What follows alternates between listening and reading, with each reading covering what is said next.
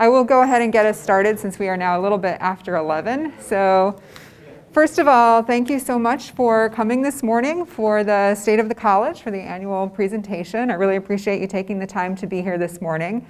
I know there are a number of people who are probably joining us via the live stream.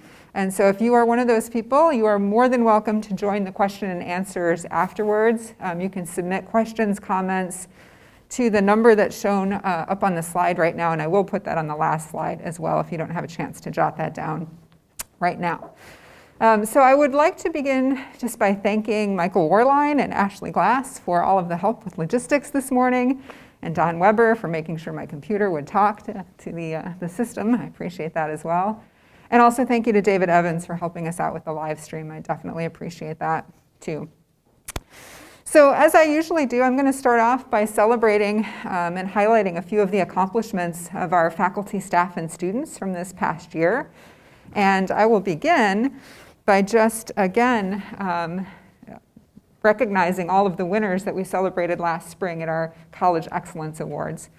So some of you may know that we honored 3 people for the Dean's Appreciation Award.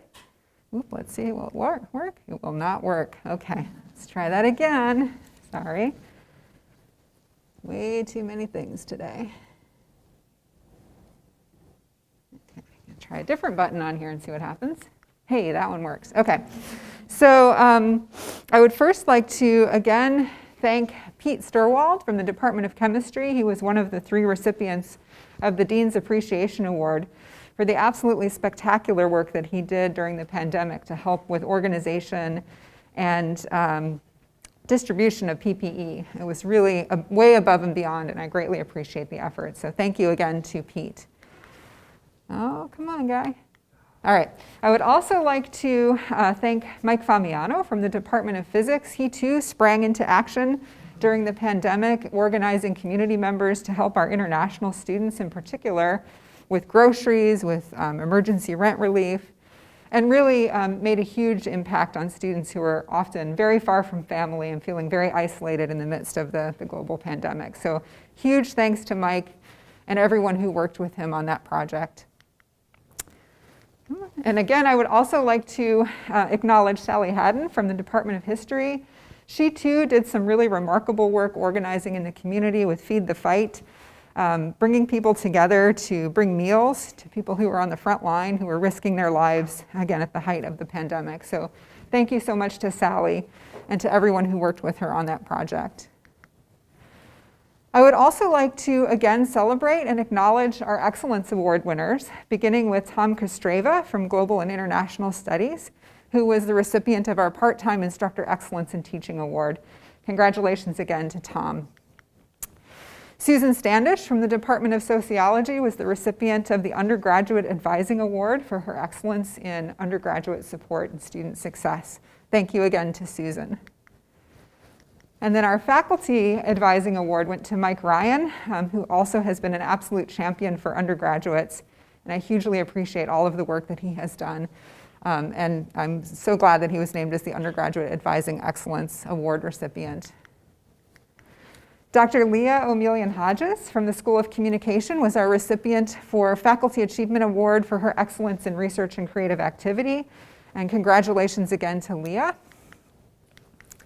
And Dr. Steve Burtonman from the Institute of the Environment and Sustainability was our recipient of the Faculty Achievement Award for Excellence in Teaching. Congratulations again to Steve, and thank you for your absolute commitment to student success.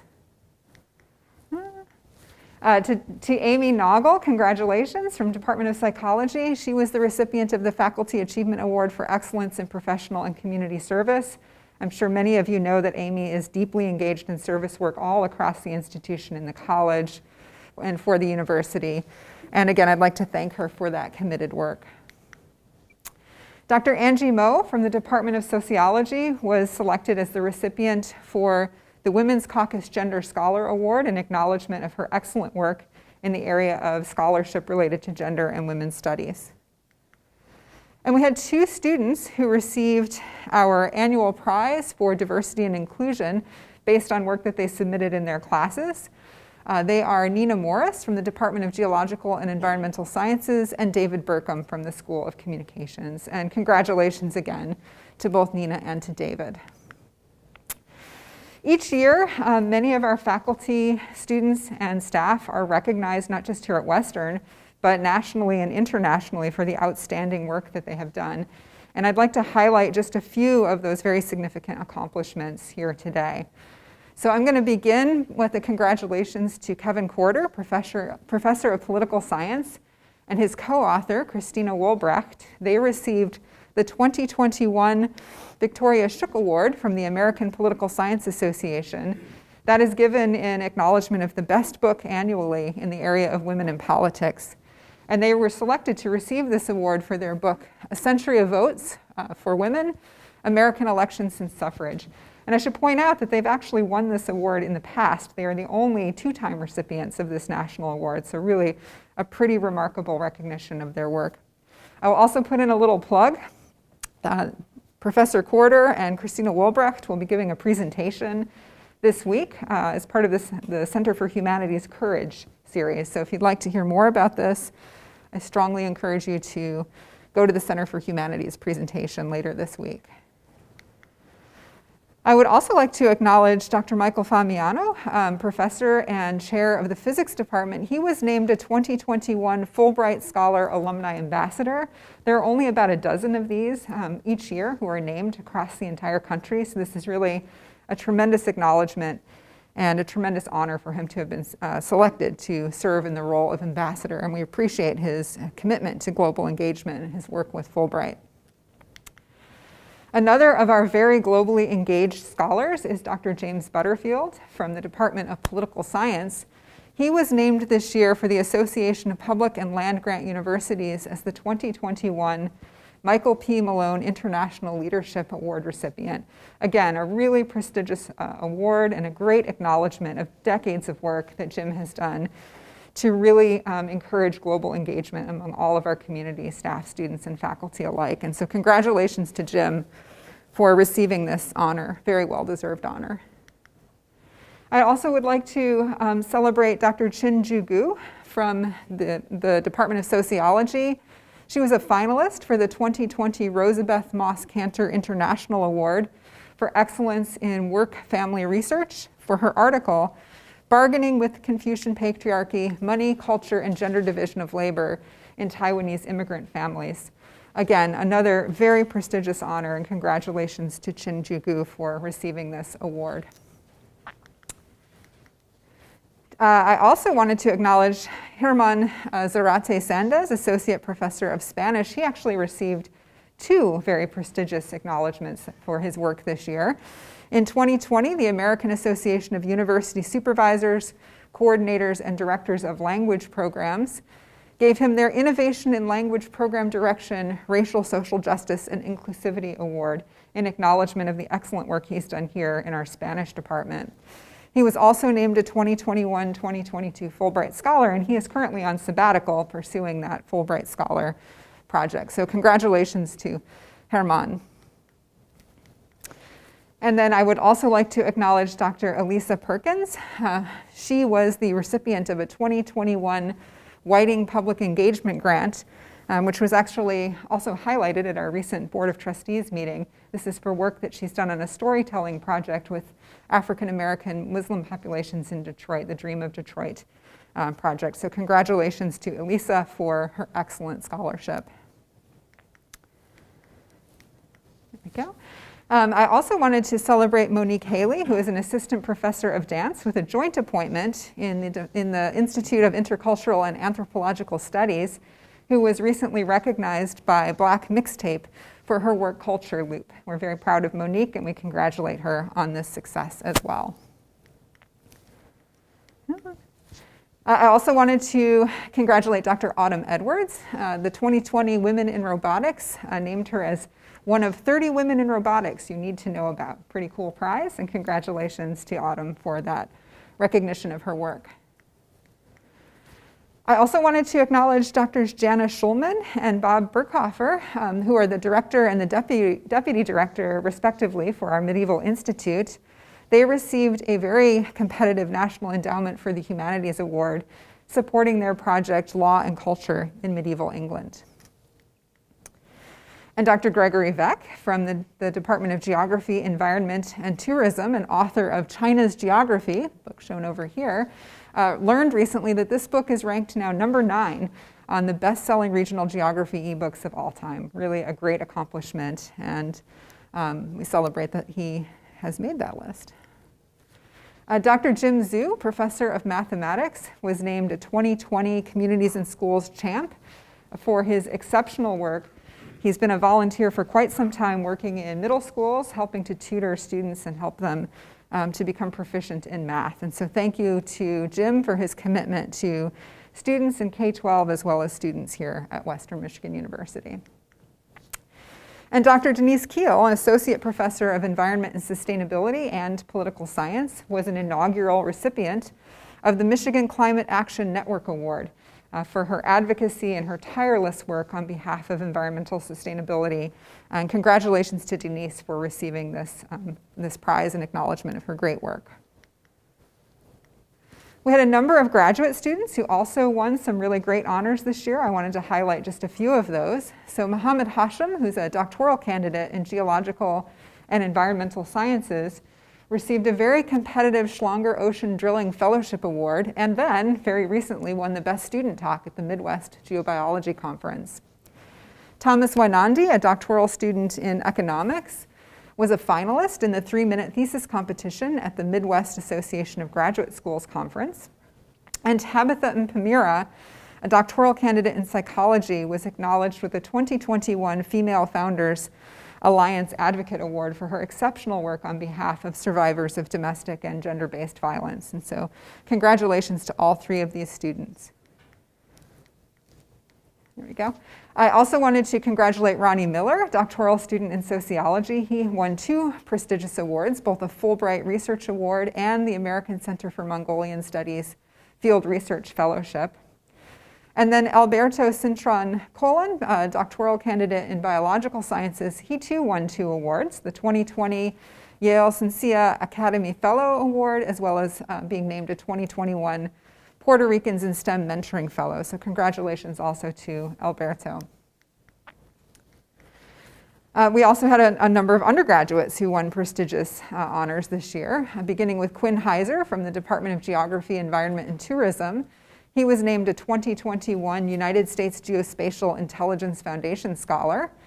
Cale Bennett, a major in the Department of Biological Sciences, received the Senior Scholar Athlete Award from the National Collegiate Hockey Conference. And Michael Caliando, also a major in the Department of Biological Sciences, was named a MAC Distinguished Scholar Athlete and was also a semifinalist for the William V. Campbell Award, sometimes called the Academic Heisman. It is an acknowledgement of excellence in academics, leadership, and also athletic performance. So congratulations to all 3 of these undergraduate students. We welcome a number of new students to the college this year, including 4 of the new class of Medallion Scholars. If you see them, please congratulate them and welcome them to the college. They are Zabi Najafi, who intends a major in political science, Jocelyn Rogalski, who intends a major in biology, Nancy Chow, who will be a biomedical sciences major, and Abby Adams, who is intending a major in anthropology. So congratulations to these 3 outstanding scholars. We welcome them to our college. We are also fortunate to have 2 of the foundation scholars, another outstanding group of incoming students joining the college this year. They include Jacqueline Chavaria, who will be majoring in criminal justice studies, and Tanya Vasquez, who intends a major in history. So congratulations and welcome also to Jacqueline and Tanya. We have a number of new chairs and directors in the college, and I wanted to welcome each of them as well. They are Dr. Michael Famiano, Department of Physics, Dr. Jonathan Baker, Department of Psychology, Dr. Pablo Pastrana Perez, Department of Spanish, Dr. Jeffrey Terpstra, Department of Statistics, Kathleen Baker, Geography, Environment, and Tourism, and Stacy Perryman-Clark, Institute of Intercultural and Anthropological Studies. Welcome to all of our new chairs and directors, and thank you for your willingness to serve on behalf of the whole college. We also have a number of very impressive service anniversaries to celebrate this year, beginning with our 30 years of service at Western Michigan University. We have Dr. Mercedes Tesenda from the Department of Spanish, Dr. Linda Borish, Department of History, Dr. Lisa Baker, Department of Psychology, Dr. Don Meyer, Department of Economics, and Dr. R.V. Krishnamurthy in the Department of Geological and Environmental Sciences. With 35 years of service, we celebrate Dr. Sung Chung from the Department of Physics, and with a very impressive 45 years of service, Wayne Fuqua from the Department of Psychology. So congratulations to each of these really impressive service anniversary milestones. We also had a number of faculty and staff retire this year, and I want to wish them all well. They include Elizabeth Bradburn from the Department of English after 16 years of service, Janine Hamilton from the Department of English after 24 years of service, Catherine Wright with 25 years of service from the Department of Geological and Environmental Sciences, Mary Lou Brooks with 27 years of service from Geography, Environment, and Tourism, Don Schreiber, 32 years of service from the Department of Chemistry, Sean Bashaw with 33 years of service from the Department of Chemistry, and Loretta Eisenbach with 34 years of service in anthropology and the Medieval Institute. We wish all of these staff and faculty the very best upon retirement. I know many of us are still mourning the loss of a really dear colleague, and I wanted to take a moment to acknowledge that loss, that very untimely loss. Mark Wheeler joined the faculty of Western Michigan University in 1990 and contributed 31 years of absolutely outstanding service to our institution. He was well known as a kind and generous and much loved colleague. He was especially known for his absolutely unwavering commitment to student success, and especially to the success of graduate students. And he is very deeply missed by colleagues and by family. And if you could just join me in a moment of silence to remember Mark. Thank you.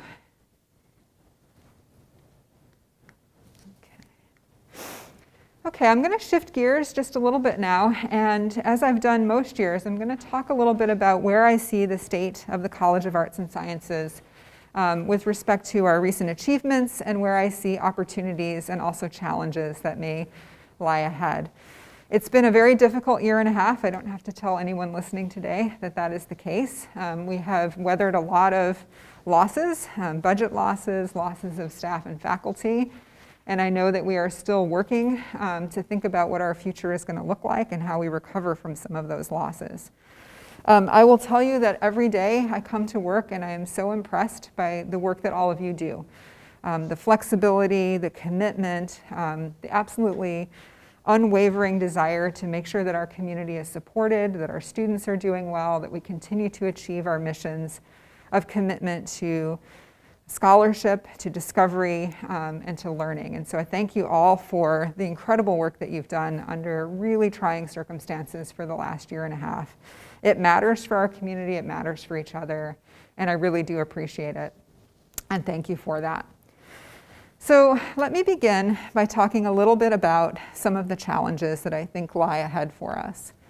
So I've talked about this most years, but I think it's really important to keep this really at the forefront of our thinking. And that is, as an institution, we are very much impacted by the demographics of our state, by our region, and by the country as a whole. There's been actually quite a lot of attention in the media recently about the so-called coming demographic cliff, which is to say that the projections that we see basically suggest that in the coming years there are going to be many fewer students graduating from high school all across the country. Unfortunately for us in Michigan, we found the demographic cliff sooner than most of the rest of the country, and it has also been much steeper here in Michigan. So the cliff that is projected to be ahead for much of the country is already here for Michigan.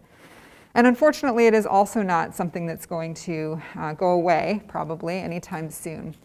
So this is the most recent data from the Western Interstate Commission for Higher Education, their 2020 report. And what it shows is state-by-state projected changes from the graduating class of high school students in 2019 to 2037. And there are a few important things that you can take away from this. First of all, if you look at Michigan, you can see that we are projected to continue to decline in the number of high school graduates by about 15% over that period of time. And you can see that if you look out more broadly across the upper Midwest, that those declines are not unique to Michigan, although they're particularly severe in Michigan. So the surrounding region also is going to be seeing a decline in the number of graduating high school students. And clearly that is a challenge for our institution, that there are fewer of those traditional students who are going to be graduating from high school and coming to college in the coming years. A little bit more of the data from this report is shown here. And so this is actually now going back retrospectively to 2000, 2001, and then coming forward to 2019-20, projected out to 2033-34. And so what you can see is that we have already been on this decline in number of public high school graduates, and that decline is projected to continue out for the next at least 15 years or so.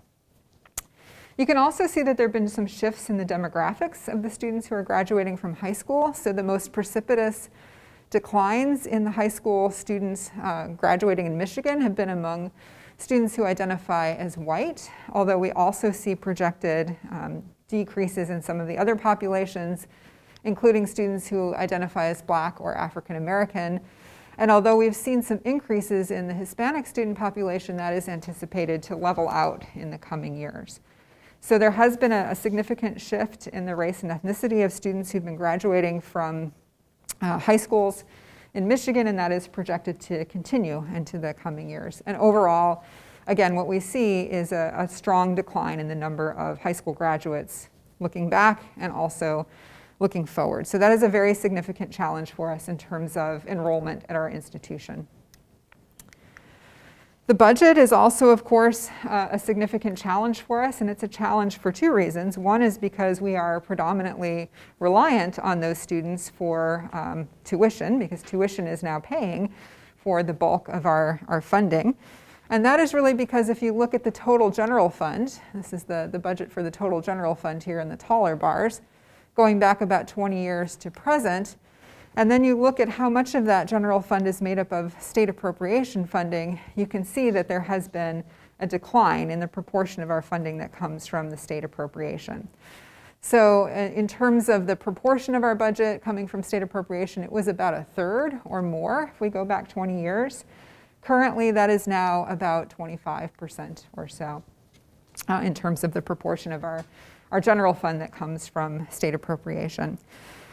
I did not plot these numbers in real dollars, but if I had, it would actually look even a little bit worse. So if you adjust this to 2021 dollars, what you see is that the state appropriation has dropped by about half in terms of real value in the last 20 years, and has dropped by just about a quarter since just 2016. So there's been a very significant disinvestment in the state of Michigan in public higher education. That's not unique to the state of Michigan. That's actually a national trend.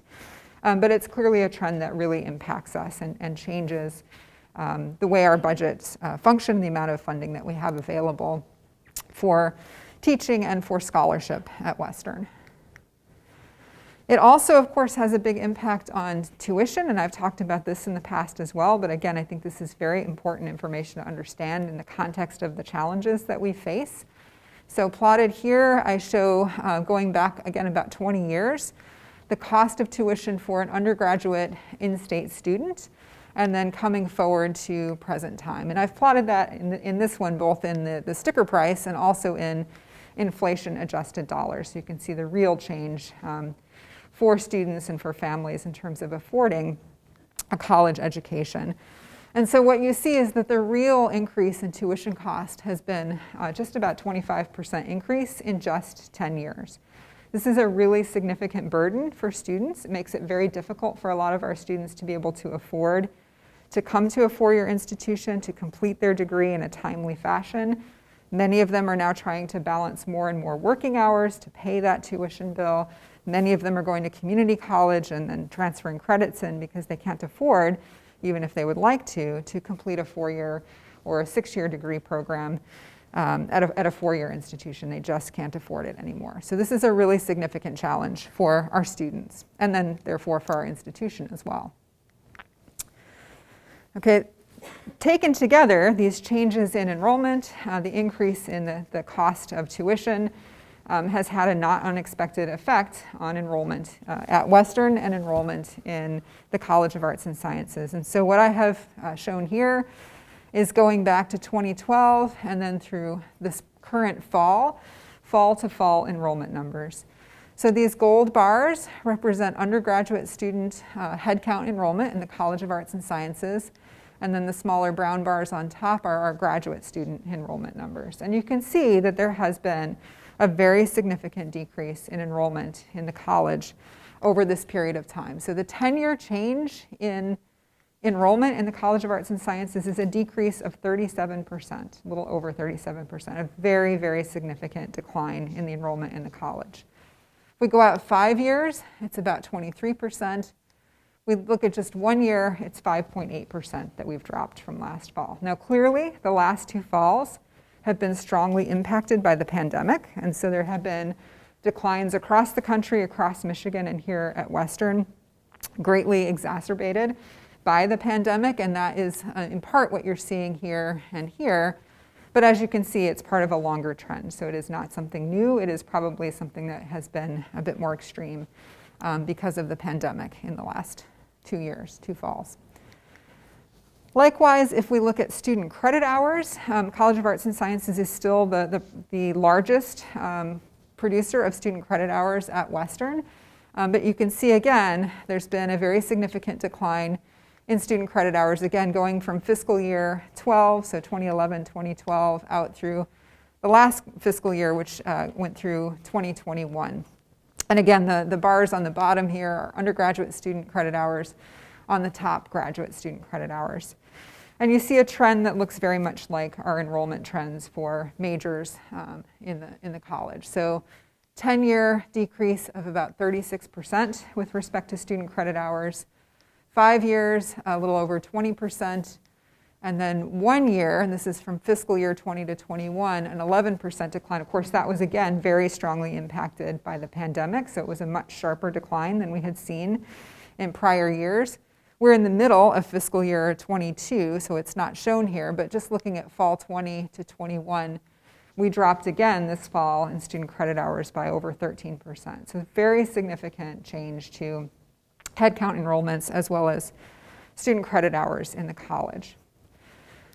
Okay, there is a little bit of a silver lining, a little glimmer that I wanted to show you of something that is positive in terms of enrollment. So if you look at the breakdown of our enrollment here by residency status, the bulk of our students come from Michigan, so these are Michigan residents in the gold bars. This middle bar are our non-resident international students, and then the brown bar at the top there are non-resident domestic students. And what you see are some really positive trends here with respect to the changes in the non-resident students. So in particular here, there's been a very steady increase in domestic non-resident students. That corresponds with the change in tuition that we put into place in 2017. You may recall that we dramatically changed our tuition structure to make it much more affordable for out-of-state students to come to Western, and they have come to Western. And that's been a very positive change for the College of Arts and Sciences. Each year we have seen larger classes of non-resident domestic students. And that's true even now during the pandemic, when we know nationally all of the surveys, all of the data says that students are staying close to home, that they don't want to go out of state, that they don't want to travel far from home to go to college. Even so, we're seeing more and more of the out-of-state students coming to our college. So I think that's a very positive trend. I think it's one that could continue to increase, especially as we come out of the pandemic. With respect to international students, we've actually done pretty well there as well. We bucked a lot of national trends in the last 4 or 5 years, where most institutions were dramatically losing international students. We actually managed to stay pretty stable and even increase in some respects in some of our programs the international student population. I would anticipate again, as it becomes easier for our students to get here, to get visas, that we will see this number start to not just stabilize but increase again. So there's some real potential opportunity there in terms of different populations of students that we can continue to attract to the college.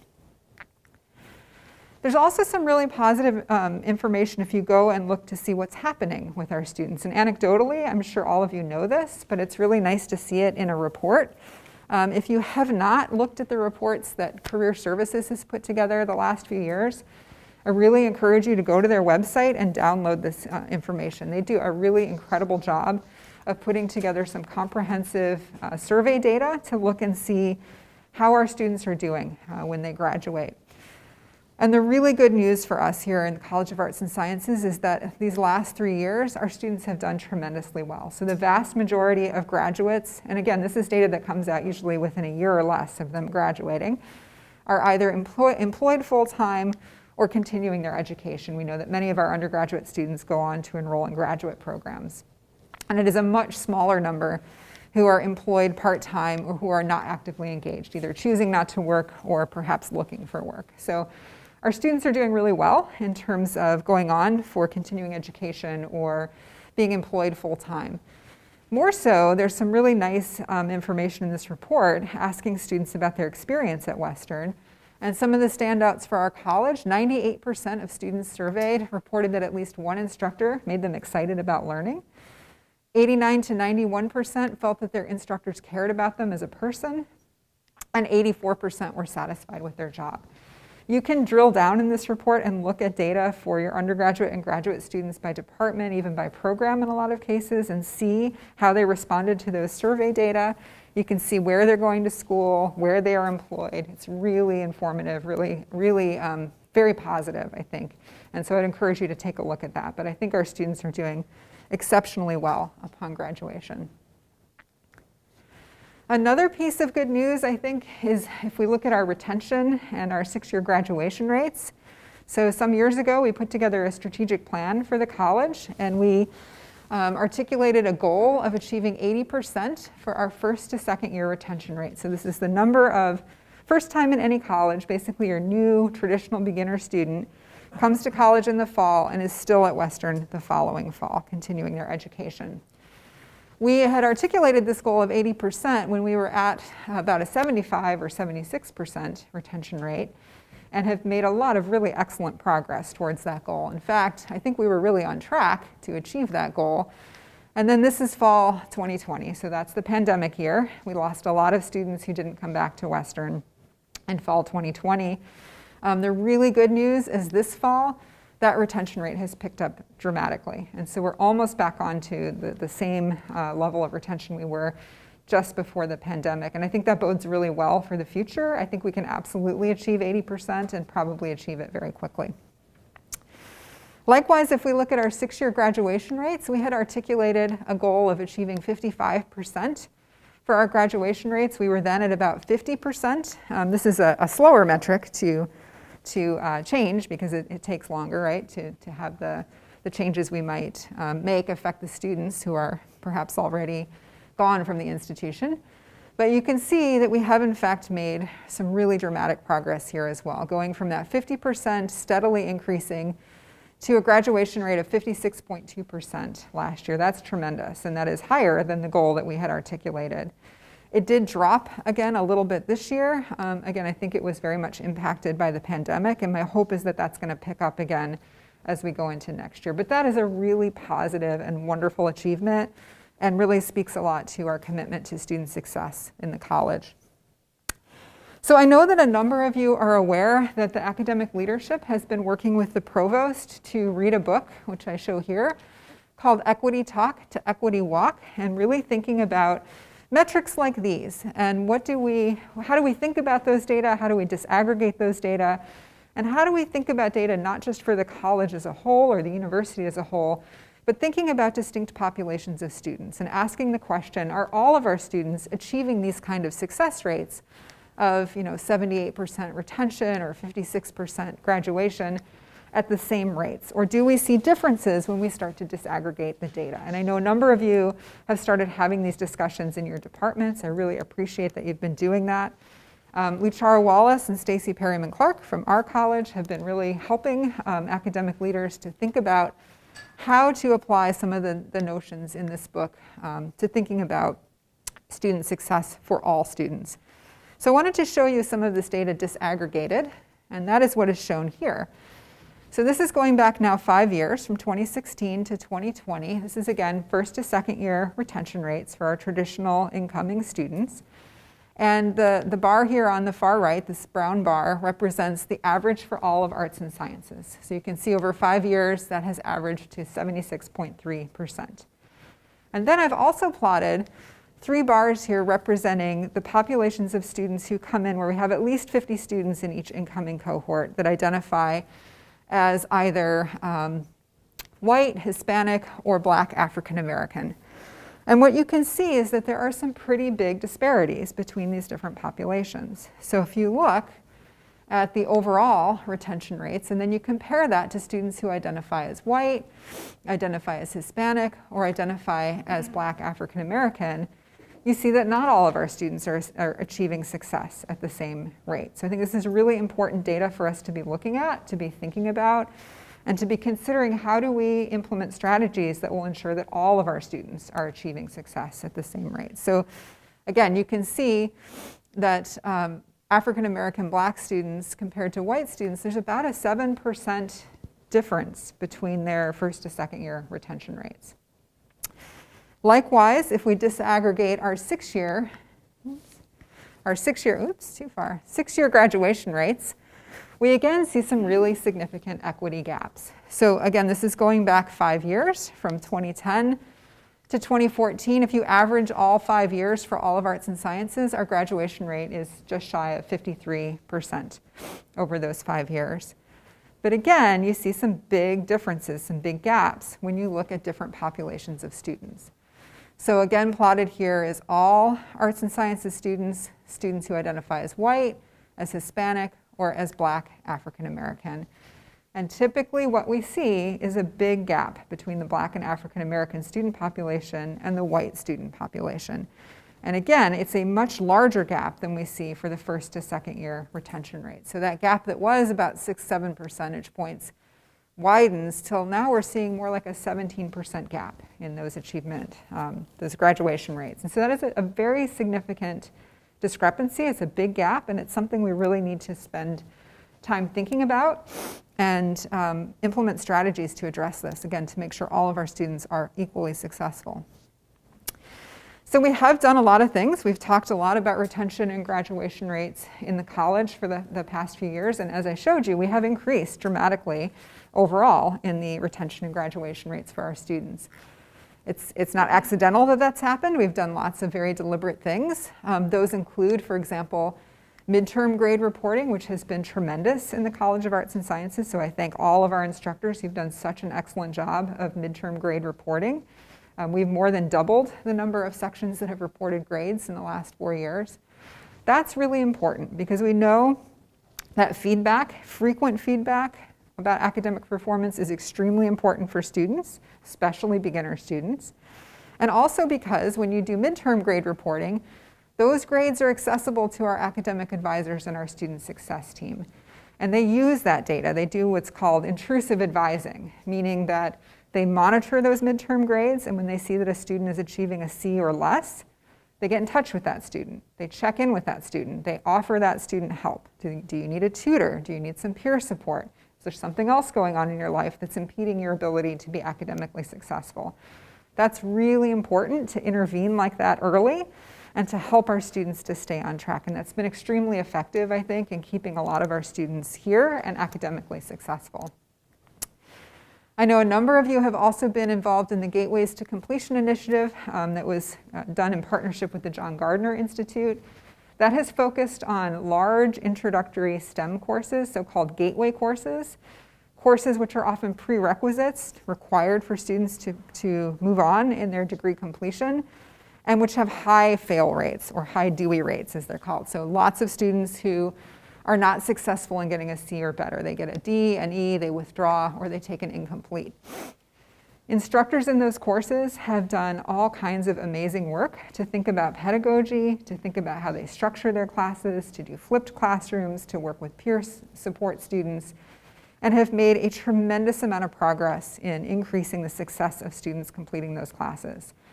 We're not dumbing down those classes. We're not changing the rigor of those classes. What we're doing is we're lifting all of the students up to the expected bar. We're helping all of those students to achieve the learning outcomes that we've articulated in the classes by thinking differently about how we deliver the content and how we support the students in those classes. That has been a really tremendous effort, and it has made a big difference for a lot of students. I'm also really proud of the Undergraduate Completion Scholarship Program that we've put into place in the college. I think this has been a game changer for many of our students. We have now awarded about 200 $4,000 scholarships between 2017-18 and 2019-20. These were given to students who were close to degree completion, had demonstrated financial need, good academic standing, and you can see how successful those students have been. At this point, 92% of those scholarship recipients have graduated. That is a really impressive metric. We've talked to a lot of those students. We know that those scholarships have made the difference for them, have allowed them to complete their degrees, to not drop out of school and go work and try to get some more money, but instead to finish and be able to complete their degree on time. Okay, so I think there are still a lot of opportunities for us that are some new and some related to the things that I just showed you on the last slide. First of all, I think we really need to be thinking about Dewey rates beyond just that small suite of STEM courses. We really need to be thinking about this in all of our courses, but especially in our large introductory courses. Well beyond STEM, we need to be thinking about student success in those classes. And we need to be disaggregating that data. We need to be thinking about whether all populations of students in those classes are achieving the same success. And if they're not, we need to ask why, and we need to think about strategies to make sure all of our students are succeeding. So we really need to look at those equity gaps and those Dewey rates in our classes. I'm a big fan of department first-year seminar courses that really introduce students to the culture of a discipline, that introduce faculty and instructors to students, let them know about registered student organizations, and really get them engaged in the life and the community of a department, of a discipline. And so I think focusing on some of those, really thinking about how to be intentional in promoting a welcoming and inclusive culture for all of our students and really inviting them into the life of our departments early when they first come here is very, very important, and I think represents a great opportunity for us as well. We're also going to continue to invest in undergraduate need-based financial aid in the college in consultation with chairs and directors and the associate deans, the budget office, and the dean's office. We've decided to, again, set aside some of our funds to support undergraduate completion scholarships. So we will be setting aside about $150,000 this year to help our students achieve degree completion. In addition, we have had a lot of really generous alumni and friends who have given us gifts to support undergraduate completion scholarships. Most of those are in specific units, targeting students in specific majors or specific programs of study. But those are really wonderful transformational gifts, and I am so deeply appreciative to the friends and alumni who have given us those funds to help our students. As I announced earlier last month, we are also investing some of our funding into teaching technology, so we're putting aside about $100,000 for teaching technology, another $100,000 for space and infrastructure improvements, which can go towards instructional spaces, also research facilities or community spaces. We're also reinvesting in the Laptop Refresh program for faculty as well as for staff this year. So we've put aside about $225,000 for that to try and get our Laptop Refresh cycle back onto about a 4-year replacement cycle. Okay. There we go. Also very exciting and a major, major investment, not just for the college, but really for the whole of Western Michigan University, is the Dunbar renovation. This has actually been one of the most uplifting things I've been engaged in the last few years. I never thought that I would be so excited about Dunbar Hall. I was first appointed to be on the Dunbar committee, and I was very sad about that. But it is going to be remarkable. I'm here to tell you this is going to be an absolutely transformational project. It's going to be a beautiful building when it's done. So as I think most of you know, we received $30 million from the state for this $43 million project. It will be opening in fall of 2023. I realize if you walk by right now, it doesn't look like there's a lot happening. There will soon be a lot happening. Right now they're doing hazardous material abatement, and soon we will be doing the bulk of the renovation.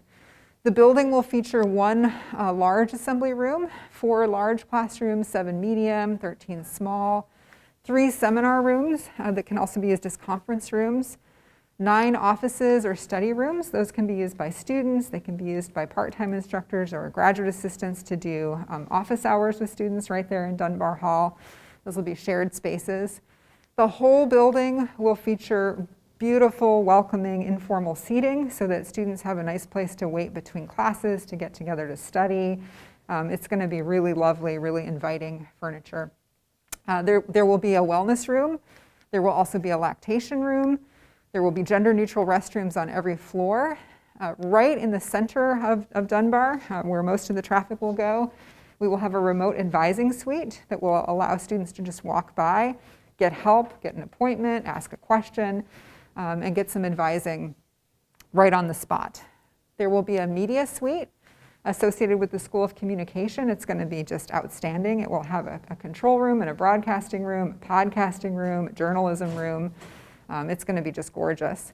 There will be a dance studio up here, kind of in the corner with actually floor-to-ceiling glass walls. You'll be able to look up from Fountain Plaza and see the dancers. It's going to be really spectacular, really beautiful space. There are 2 small demonstration green roofs, one here under this trellis that you'll be able to look out at from within the building. There'll be an indoor bicycle storage room with showers nearby to encourage people to commute by bicycle. There will be digital displays and physical display cases throughout the building to highlight what's happening in the College of Arts and Sciences and many of our programs and achievements. And the building itself is slated to be minimum LEED Silver certified, but very likely will be gold certified and maybe possibly even platinum certified because there's going to be such a huge increase in energy efficiency, water usage, and some of the other features that we're building in. So this is going to be gorgeous. It really is. And by the way, I should have oriented you. So this is the old loading dock area, if you're used to looking at that. And kind of over here is where we are, Brown Hall, Sproul Tower, and so on. And then the Fountain Plaza is kind of back that way. So it's going to be really gorgeous. This new addition with all of this glass will bring in light and life and energy into the building. So that's really something to look forward to. Okay, I also wanted to talk a little bit, we talked a little bit about some of the student success investments. I also want to talk about faculty a little bit and some of the investment in faculty. And I also wanted to talk a bit about equity gaps in the context of our faculty and our students. So what I've shown here are data for self-identified race and ethnicity of our faculty, our undergraduate students, and our graduate students. And what you can see, and this is probably not a surprise to most people in the room, is that our faculty are much more likely to identify as white as our students are. So our students look around and they don't see faculty that necessarily look like they do. Our students are far more likely to identify as Black or African American, graduate students as well as especially undergraduate students, more likely to identify as Hispanic, more likely to identify as 2 or more races, and more likely, especially for the graduate students, to be international students, to identify as international students. So this is an equity gap that's important to our students and important to our institution. It's also one that is slow to change when it comes to faculty. Of course, the demographics of students change pretty quickly because students are constantly coming, matriculating at the institution. Faculty tend to stay at our institution, as you saw from some of our service anniversary, for decades. So it's much slower to change the demographic composition of faculty than students. Nonetheless, I think it's really important for us to be thinking about this and thinking about whether we really have a culture here, processes here that promote inclusive hiring, inclusive practices for promotion, making sure that all of our faculty are equally likely to be successful here. So we've been really putting a lot of attention towards this in the last year. And especially we'll be focusing a lot on the hires that are going to be happening this year in the college. So we are hiring this year, unlike last year when we had a hiring freeze. This year we will be hiring permanent faculty into the college. So at this point we have 12 permanent faculty searches that are going for fall 2022 hires in these areas, in genetics, genomics, organic chemistry, Native American religion and spirituality, creative writing, poetry, geological and environmental sciences, industrial and organizational psychology, behavioral analysis psychology, statistics, and film, video, and media studies. In addition to these traditionally ranked faculty, we are also hiring 3 permanent faculty specialists, 2 in anthropology and 1 in African American history. These are enormous investments for our college. These are hopefully candidates who are going to be here for a long, long time, conducting scholarship, working with students, and so we want to get it right when we do these hires. And so we've been spending a lot of time thinking about how to do that. Oops, come on, okay.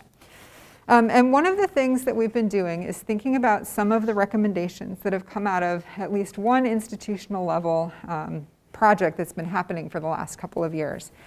So some of you may have heard a little bit about the Aspire iChange initiative. This is a national initiative that is sponsored by the APLU as well as the National Science Foundation. And the idea is to bring together cohorts of institutions from across the country to do self-assessment of hiring practices, to look at data on the demographics of the institution, and think about where there might be gaps and opportunities to hire and promote the success of a more diverse faculty, especially in STEM, because this is an NSF project, but focused on systemic institutional change strategies, which should impact the hiring, the promotion, the success of all faculty at the institution. You can see here the advisory team members, many of whom came from our college. It was a lot of work to be on this committee, so I thank all of the people who spent time on the advisory board. We have now released a report. This is just the cover of it here. It has been shared with the President's Cabinet, the Provost Council, academic leadership. It's going to the Racial Justice Advisory Group and a number of other groups on campus over the course of fall. And it contains a number of recommendations for change strategies that could be used at Western to promote inclusive hiring and promotion practices. But I didn't want us to wait until those practices were institutionalized across all of academic affairs to start making changes here in the College of Arts and Sciences. So I started meeting with the chairs and directors of units that were doing faculty hires this year and have subsequently started to work with search committees to think about implementing some of these recommendations, and we've already started to do this.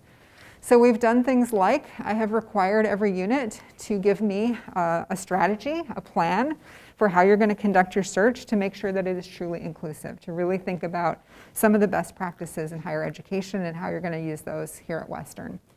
We've spent a lot of time looking at job ad language, thinking about how to make our job ads inclusive, welcoming, inviting, and thinking about how to highlight the commitment to diversity, equity, and inclusion at Western, in the college, and in the community of Kalamazoo as a whole. And I think that's been really successful. I really love the language that we have this year. Many of our units have opted to require a DEI statement from candidates.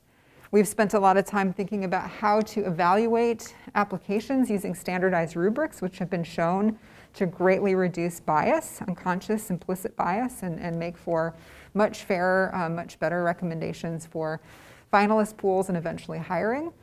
We've talked a lot about being intentional and broad and a little bit aggressive in our recruiting and not simply putting ads out and then waiting to see who applies or just asking our best friends to apply, but really thinking about how to cast a big net and get lots of applications. We've talked about inclusive interview practices and how to be welcoming to all of our candidates and really highlight and showcase everything that is great about Western, the college, and the community. And we've also looked at things like demographic data of our potential pools to make sure that as we start to move into our application process, our finalist process, that we're really drawing a representative group of candidates and not missing a part of the community. So this has been really exciting. I'm so thrilled that we're doing this work. I can't wait to see what our finalist pools look like this year, and I think we're going to have some really just outstanding hires going into next year. So this has been a really great process and so welcomed by all of the units. They've been really wonderful. It's been great to work with the group of search committee chairs and department chairs and directors as well on this. Okay. I also wanted to let you know that we are bringing back the Arts and Sciences magazine, the spectacular magazine that Michael's group has been putting out for a few years now. We took a hiatus last year with the budget reduction with COVID, and we were not able to do a magazine. But we are doing a magazine this year, and it's going to be great.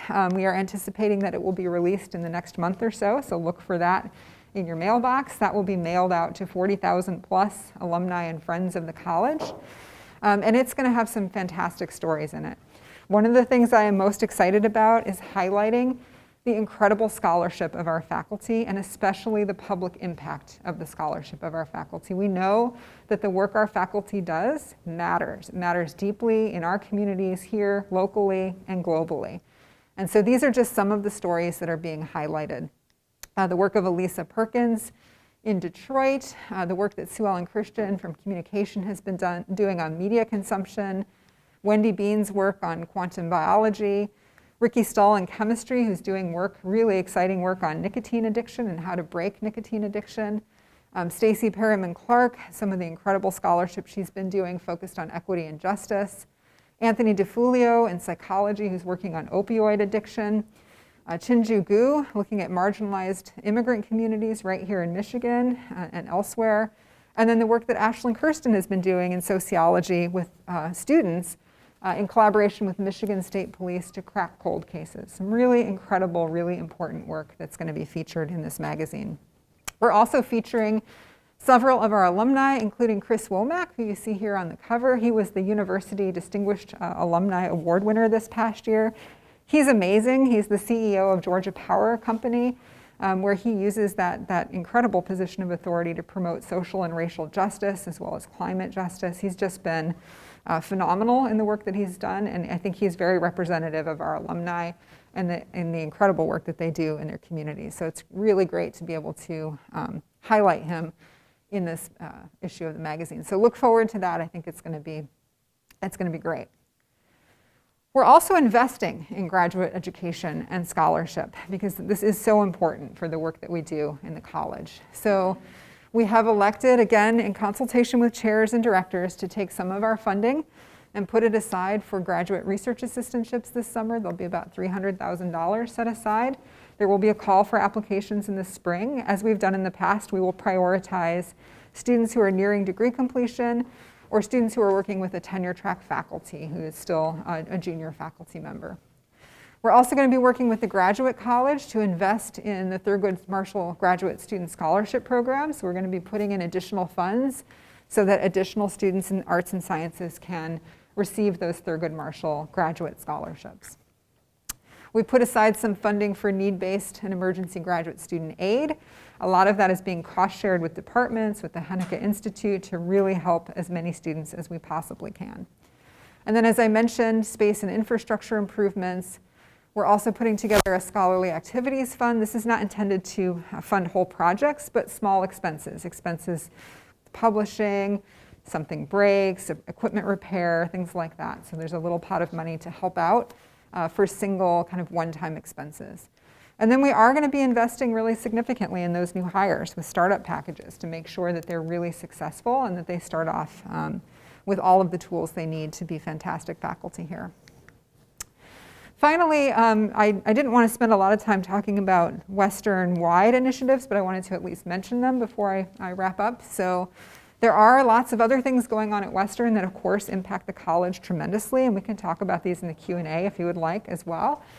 We are embarking on the new budget model, the strategic resource management model. I've been working with a group of chairs and directors, as well as our associate deans and Steph Redant, to really understand this model as we continue to get more and more information about it and think about how to manage it best for our college. So that is certainly a big initiative and something which is ongoing. Interdisciplinarity, I know a number of you submitted proposals last spring. I really appreciate that you were engaged in that process. My understanding is that the Academic Affairs Committee has begun to meet again, is moving some of those proposals forward, has recommended others go through the curricular process right now, and then is also soon, I think, going to be putting out a call for new proposals and for new ideas. So that process is continuing, and we should be hearing more about that from the Provost's office, I think, very soon. You've probably also heard that the university is embarking on strategic planning, led by Provost Bott. Many of you have volunteered to be on some of the working groups. Thank you for that. I think it's incredibly important that our voices, that our ideas about the mission, the vision, the goals, the future of the university really come through in that process. So please do go to the town halls. Please do stay engaged in that process. And thank you again for those who are doing that. Once the university strategic plan is complete, we will embark on an arts and sciences strategic planning process, but we will hold that until the university plan is complete. And then lastly, but not least at all, is the comprehensive campaign, which, as you know, has launched with an incredible gift. And we are hoping for lots more support in the coming years. We're starting to be asked to contribute ideas for college-wide, university-wide, and program-level projects and things that might be supported through the comprehensive campaign. I think that represents another incredible opportunity for the college and for our programs. So there's lots to be really excited about. There's lots of I think, opportunity for the future. And with that, I will wrap up. I'm happy to take questions from the audience who are here in person, or again, you can text questions if you'd like, if you're watching the live stream. Thank you so much.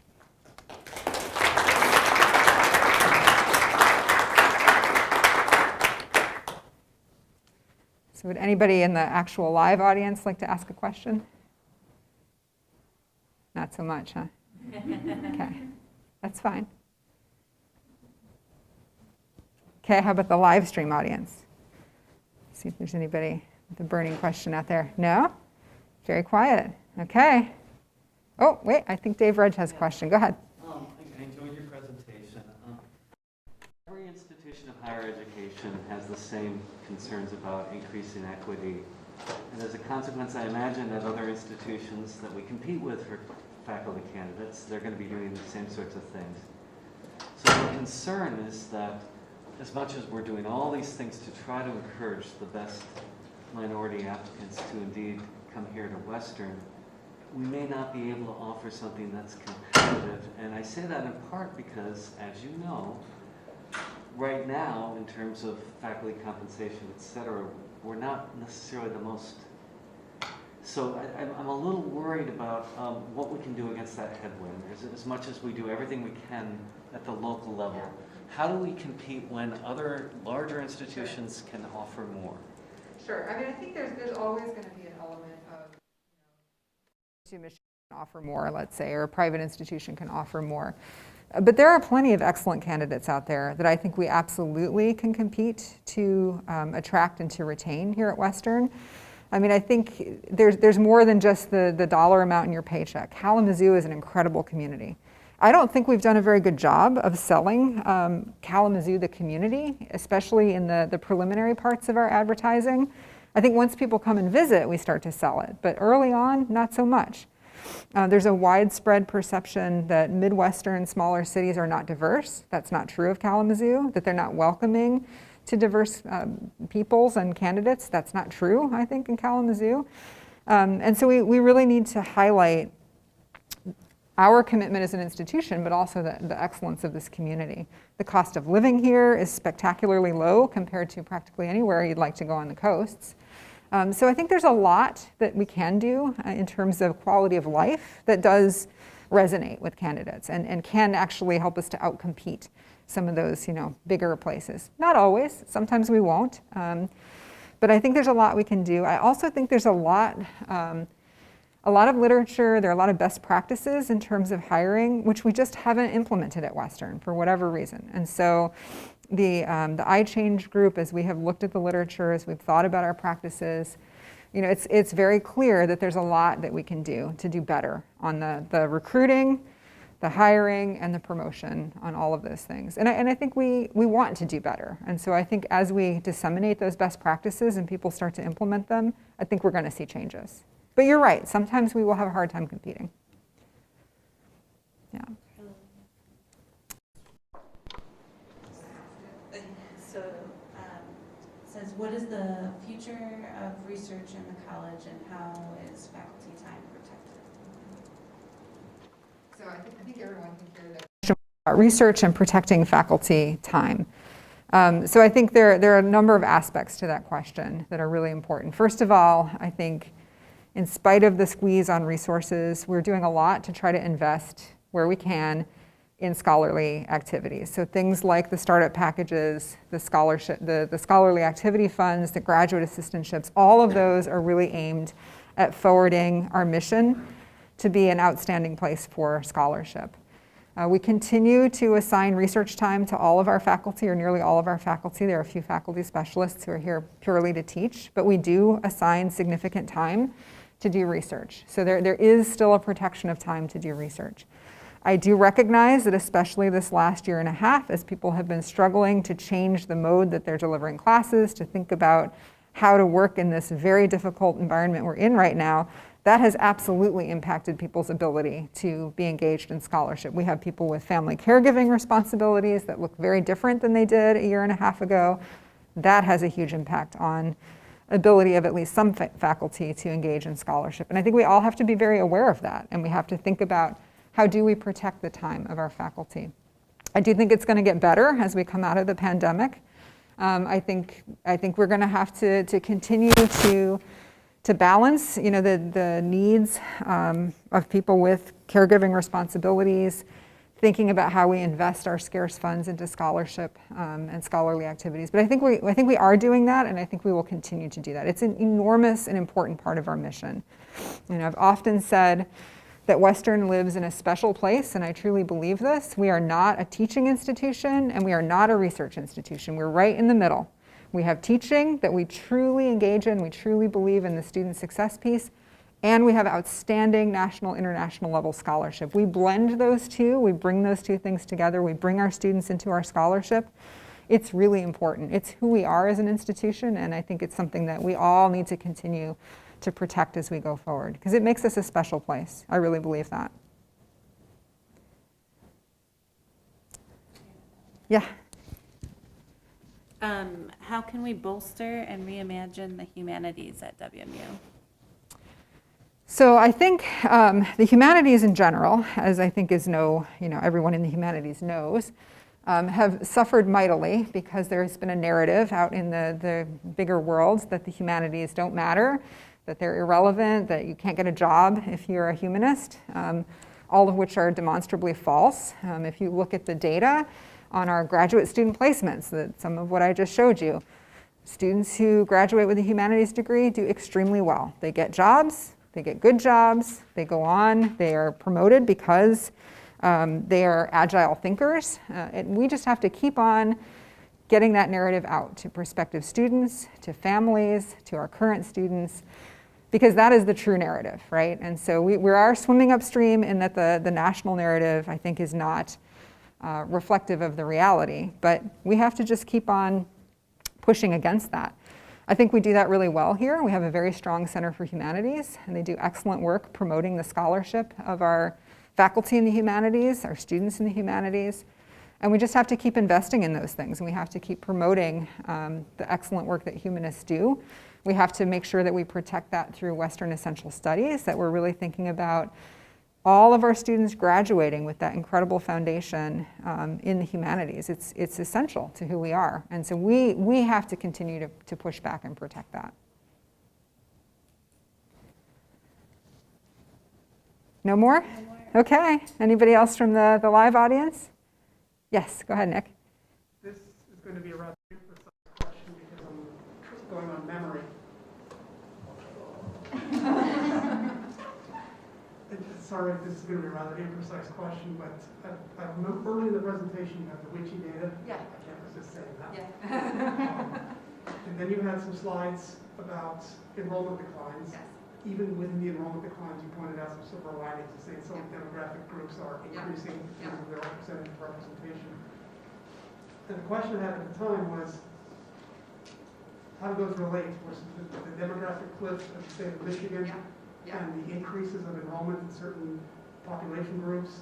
Yeah. What is the correlation? How have we looked at that correlation? Yeah. Thank you. So a lot of the out-of-state students are coming from relatively nearby.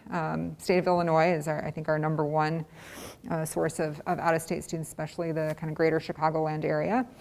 The demographic cliff is not so extreme there as it is here, and I think a lot of students are very interested in going out of state, moving a little bit away from home. And so I think there is still a lot of opportunity there.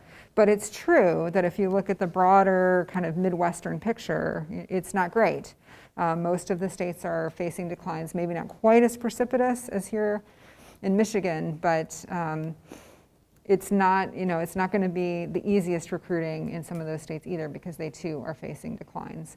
It's a little better in some of the pockets, and so I know admissions has been spending a lot of time thinking about where to really target a lot of the recruiting where there are more students graduating, where that cliff isn't so precipitous.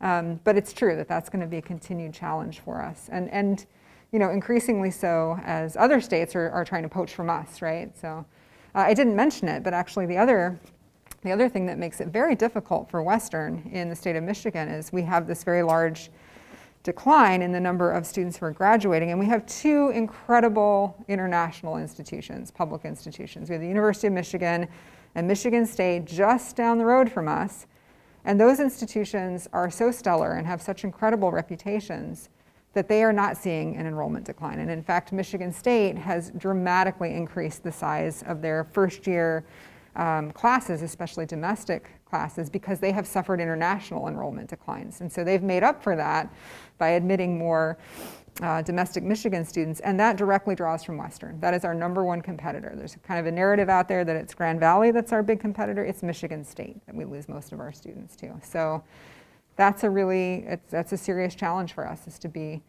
fortunate and also not fortunate to be in a state with two incredible public institutions in addition to Western. Any other? Yes, go ahead. Thank you for your presentation. It's very eye-opening.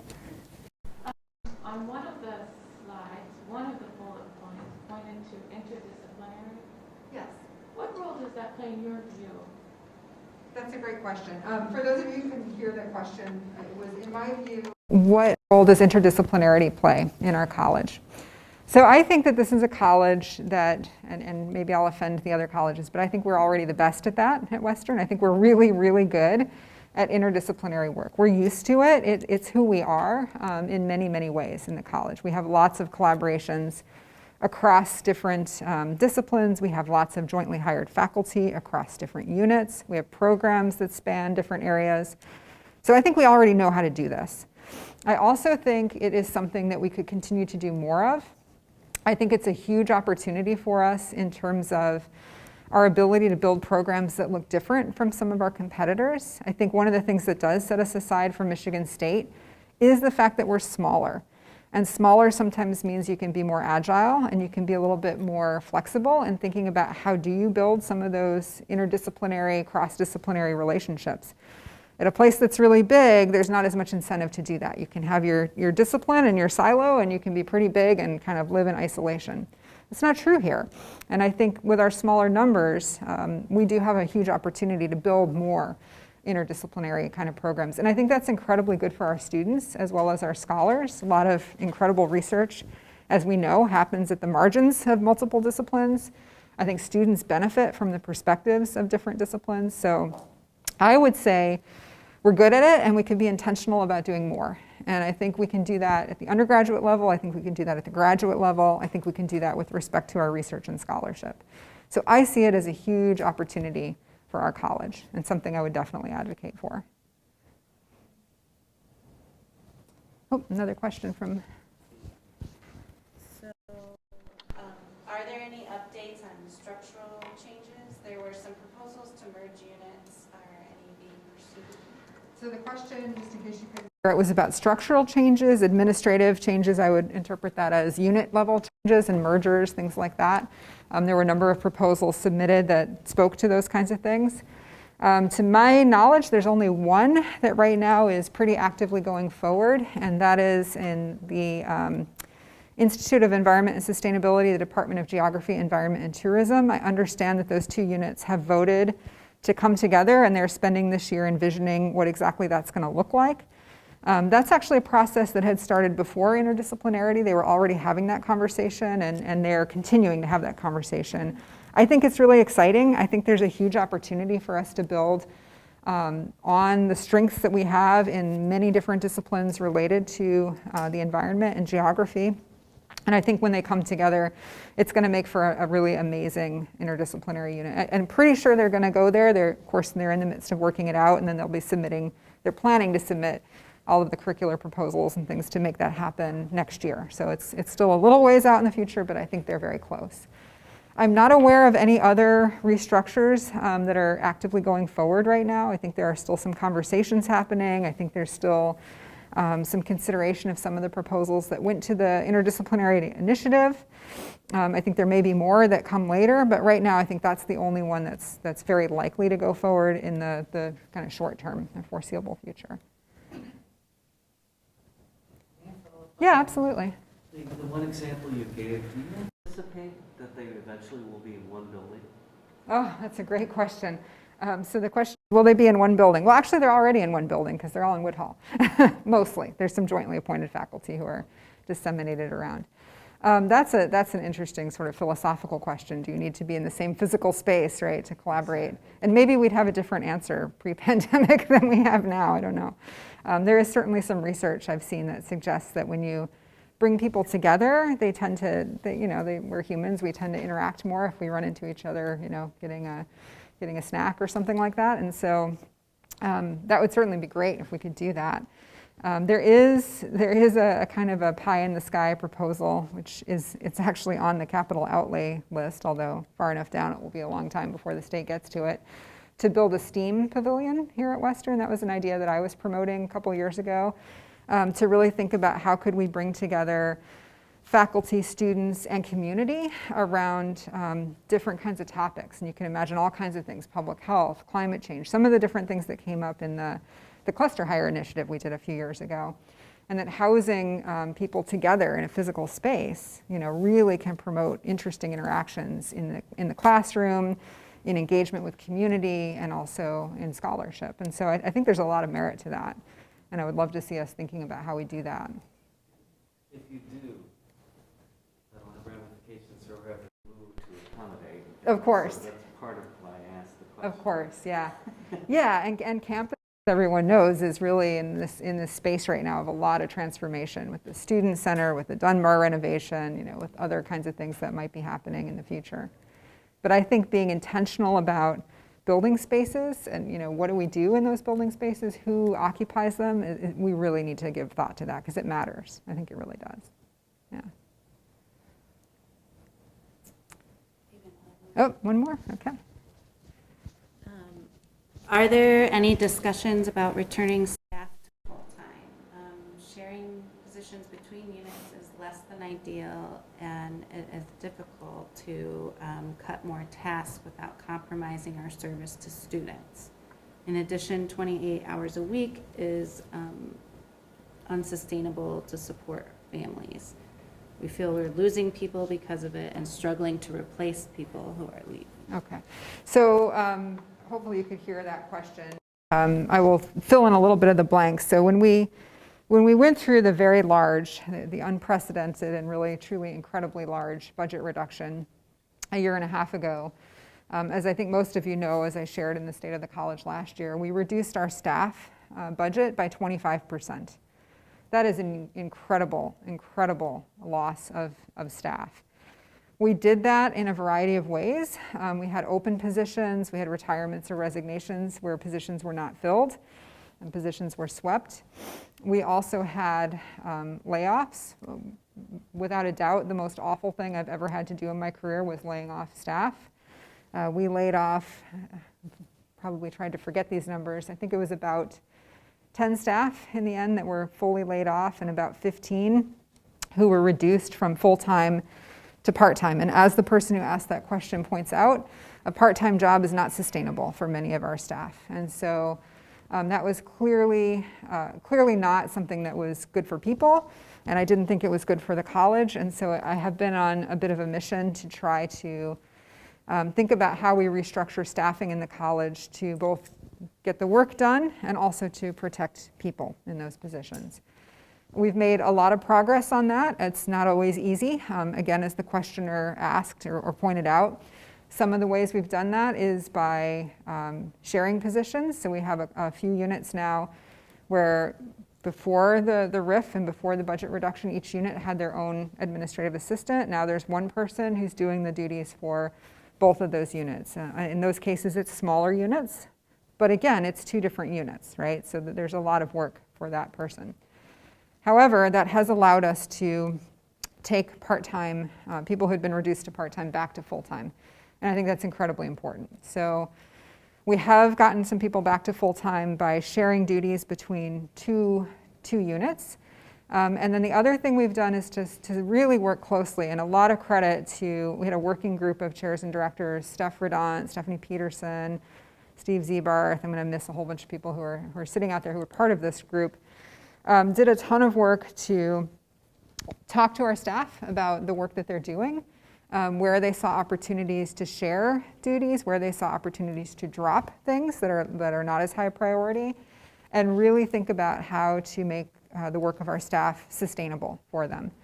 And so based on that, we have also made changes to, I think we're up to 5 or so positions, maybe 6 at this point, where we've taken someone who was reduced to a 0.7 FTE from full-time and gotten them back to a full-time position by having them contribute part of their time to shared duties. So for example, we now have an administrative assistant in Moore Hall who was down at 0.7, is now at 1.0, and she's spending 0.3 of her hours helping all of the units in Moore Hall, all 5 of the units, with their web design, social media, things like that. So that has allowed us to help the staff in the other units to have a little bit less work to do, and also has allowed that person to go back to full-time. So at this point, I think we only have, and I probably should look at Steph, 2. Yes, I was going to say 1 or 2 people who are still at 0.7 who were reduced during the RIF. And I believe at least one of them prefers the 0.7. So we're trying to get everybody back to full-time, but I do recognize that there's a lot less assistance than there used to be. We had a lot of units that had 2 staff and now have 1 staff. And so I think that's a part of us figuring out what the future looks like and thinking about how not to overburden our administrative staff, thinking about how to work together better, and how to prioritize the work that we do. Some of the things that we used to do might not be so important to continue doing, so we can drop some of those things. But that is an ongoing challenge, and it's something I've spent a lot of time really trying to work towards a more sustainable, a more humane, a better kind of working condition for staff. And I can't recognize enough how much incredible work our staff have done, especially after having weathered that RIF, which was so unbelievably painful for everybody. So, okay. Probably got time for maybe 1 or 2 more if there's anybody else. You know, people probably need to go do other things too, so I'm going to be respectful of your time.